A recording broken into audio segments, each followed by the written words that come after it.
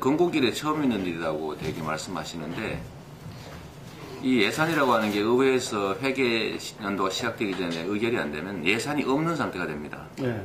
예산이 없으니까 아예 이제 지출을 통째로 못하지만, 그러나 법정 경비라든지 뭐 법률상 의무적으로 지출해야 되는 걸 안 하면 이제 완전히 이제 마비가 되니까 모든 예산 항목 중에서 경비와 의무적 지출만 할 수 있게 해놓은 게 소위 준예산입니다. 네. 이런 이제 준예산 체제가 되면 이 시정이나 국정이 완전히 마비가 되기 때문에 국회에서도 12월 31일 밤 12시 전에 뭐 날치기라도 해서 통과시키는 게 이때까지 있었던 일인데, 이번 성남시의회에서는 용감하게도 뭐 그게 별일 있겠느냐, 뭐 준예산과도 성남시 안 망한다 이런 발언 해가면서 새누리당이 등원을 거부해가지고 결국 과반수가 안 되니까 의결을 못하는 상황이 발생했습니다. 시장님 직무유기라고 표현하셨죠. 그렇습니다. 네.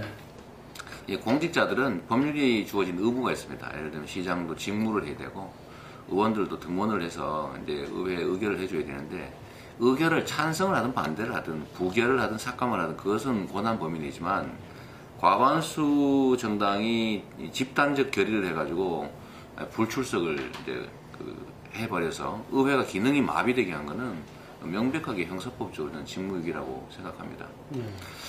어쨌든 이런 보이콧이라고 하는, 그래서 그것 때문에 수십만 시민들이 실제로 현실적인 피해를 입는 이런 일이 벌어진 후에 그나마 일주일 만에 이렇게 좀 수습이 된 것도, 저는 새누리당 의원들이 반성을 해서 그랬다기보다는 우리 주민들의 힘에 밀려서 어쩔 수 없이 그런 결정을 했다는 아쉬움이 있습니다. 이번 임시회 때도 이제 영상으로도 보셔서 알지만 또 본회의장을 하나 안건 처리하고 또 이탈해서 정례 요청하고 퇴장하려고 하다가 시민들이 이제 막아서 결국 회의를 속개해서 좀 누더기 예산이긴 하지만 통과가 된 것도 결국 시민의 힘이었지, 새누리당 의원들의 좀 이렇게 반성적 고려에서 비롯된 것은 아니어서 일면 아쉬운 측면이 있고, 또 다른 면을 보면 역시 시민의 힘은 정말 위대하다.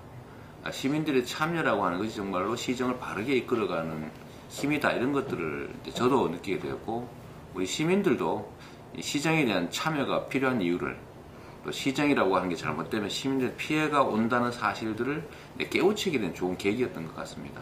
지금 이제 2년 반 동안 사실은 상당히 오랜 세월이 지나갔다는 느낌이 들 정도로 참 일도 많았습니다. 그런데 일단 성과라고 하면 저희가 이제 현재의 재정 상황, 제가 취임할 당시에 무려 6,765억 원이라고 하는 이 비공식 부채, 숨겨진 부채를 발견해서 이거를 이제 2년 6개월 만에 4,204억 원을 저희가 청산을 했습니다. 물론 이제 그 돈을 제가 어디서 벌어온 건 아니고 기존 예산을 삭감한다든지 또 긴축을 통해서 또 예산 절감을 통해서 마련했지만, 이 사이에 주민들도 상당히 많은 피해를 입게 된 것이죠. 어쨌든 이제 재정이 지금 올해 1,500억을 저희가 더 청산하면 그 문제, 모라토리엄 문제는 올해로서 이제 졸업을 하게 됩니다.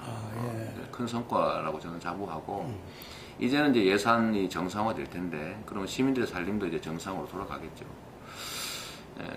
다만 이 과정에서 좀 다른 성과들도, 예를 들면 행정이 대단히 투명화되고, 성남이 예를 들면 이제 전국의 지방행정의 모범으로 벤치마킹의 대상으로 거의 이제 될 정도로 잘 정비가 돼 갑니다만, 또 아쉬운 것들은 그럼에도 불구하고 이 시의회, 또 새누리당, 민주당 이런 정치 세력 간의 이런 다툼이 상식과 뭐 규칙에 의해서 이루어지는 것이 아니고 완전히 그냥 규칙 벗어나고 상식을 벗어난 방식으로 벌어진다는 겁니다. 예를 든다면 예산이나 정책에 대해서 다투더라도 의회 내에서 토론을 통해서 하고, 그 토론이 도저히 결론이 안 나고 만약에 의견이 좁혀지지 않는다면 저는 최종적인 결정권은 시민들이 가져야 된다고 생각합니다. 그게 주민자치의 원리고 소위 국민주권의 원리 아니겠습니까?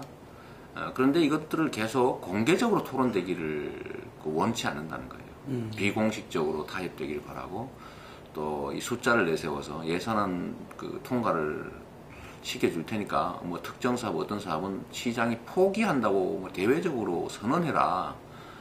이거는 사실은 항복을 강요하는 거 아니겠습니까? 그럼 표결하면 되는 거죠. 근데 예를 들면 시민들의 민생을 담보로 준예산 되면 시민들이 고통받을 것이다. 수십만이. 그런 거 겪지 않으려면은 뭐 도시공사, 또 개발사업 이런 거 포기해라. 포기한다고 시장에 선언을 해라. 이런 얘기들 하는 것은 저는 정치가 아니라 다수를 빙자한 폭력이라고 생각합니다. 이 독재도 아니고 전제죠. 독재는 뭐 독자적 권력을 가지고 권력 행사를 하는 거 아니겠습니까? 작년, 재작년에 다 날치기 했거든요. 자기들이 예산을 마음대로 뜯어 고쳐가지고 일방적으로 날치기 했는데 이번에는 거기서 더 발전해가지고 시장이 어떤 거 안 한다고 약속 안 하면 예산은 통과 못 시켜주겠다. 보이콧 해가지고 아예 이제 준예산 상태를 만드는 이런 것은 저는 다수의 독재를 넘어서서 다수의 전제, 그야말로 폭력 그 자체라고 생각합니다. 그런데 이런 문제를 우리 시민들이 겪으면서 또 민주주의, 주민자치라고 하는 것이 어떤 의미인지 시민이 나서면 해결할 수 있다는 점, 또 시민이 나서지 않고 방치하면 시민들이 직접 피해 대상이 될 수 있다는 점을 알게 된 것이 저는 성남 시민뿐만 아니라 우리나라 모든 주민자치단체 주민들 그리고 대한민국 국민들이 알면 좋겠습니다. 또 아는 계기가 된 것 같고요. 아직까지는 뭐 그런 얘기를 할 단계는 아닌 것 같고요. 아직도 뭐 임기가 4년 중에서 2년 6개월밖에 안 지났고 아직 1년 6개월이라고 하는 긴 시간이 남아있기 때문에 지금 현재 직책에 최선을 다해야 되겠죠. 다음에 이제 출마할지 여부는 일반적으로 보면 뭐 길이란 예를 들면 그때 뭘 할지 그때가 저절로 생길 것이라는 생각이 들고 좀 제 판단을 그냥 개인적인 속생각을 말씀을 좀 드리면 제가 임기 지금 초선 임기 중에 한 일이라고는 방 청소한 게 거의 다입니다. 이게 청소한 게 다예요. 예를 들면 좀 부정적인 걸 걷어낸 게 다예요. 구덩이 메운 게 다였죠. 예를 들면 빚 갚고 부정부패한 시정 바로잡고 뭐 무질서한 행정, 예를 들면 시민을 중심으로 한 행정이 아니라 뭐 행정을 위한 행정 이런 것들을 시민을 위한 행정으로 또 재정이 좀 정상적으로 흐르도록 또 깨끗한 행정으로 바꾸는 이런 정도밖에 한 게 없어요.